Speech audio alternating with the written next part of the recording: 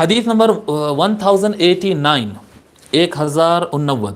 حدثنا المكي بن إبراهيم قال حدثنا يزيد بن أبي عبيد عن سلمة بن الأكوع رضي الله عنه قال لما أمسوا يوم فتحوا خيبر أوقدوا النيران.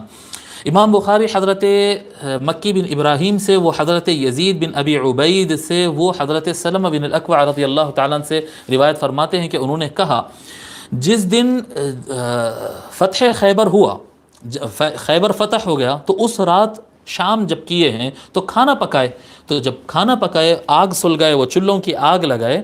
قال النبی صلی اللہ علیہ وآلہ وسلم علی ما اوقدتم هذه النیران. بڑے بڑے دیگ تھے، مٹی کے ہی تھے لیکن بڑے بڑے دیگ بنا دیے گئے تھے اور اس کے نیچے آگ لگی ہوئی اور بڑے پیمانے پہ لشکر کا کھانا پک رہا ہے. حضور صلی اللہ علیہ وآلہ وسلم پوچھے کہ یہ جو پکوان چل رہا ہے، یہ چولہے جل رہے ہیں، یہ کس چیز کو پکا رہے ہیں چولہے؟ کیا ہے اندر؟ کیا گوشت ہے، ترکاری ہے، کیا ہے اس کے اندر؟ قالوا لحوم الحمر الانسیہ.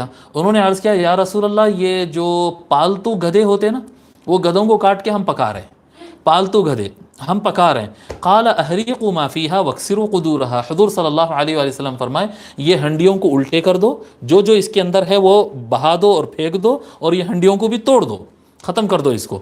فقام رجل من القوم فقال. ایک شخص قوم میں سے ایک شخص اٹھ کے عرض کرنے لگا یا رسول اللہ نحریق ما فیہا ونغسلها. یا رسول اللہ یہ ہنڈیوں کو ہم انل دیتے ہیں، یعنی پھینک دیتے ہیں، نہیں کھانے کی چیز تھی، ہم کو نہیں معلوم تھا، ہم کھا لے رہے تھے غلطی سے، تو آپ فرما دیے تو ہم ہنڈیاں الٹ دیتے اور توڑنے کی بجائے اگر دھو دیے تو کیسا رہے گا اگر اس کو دھو دیں.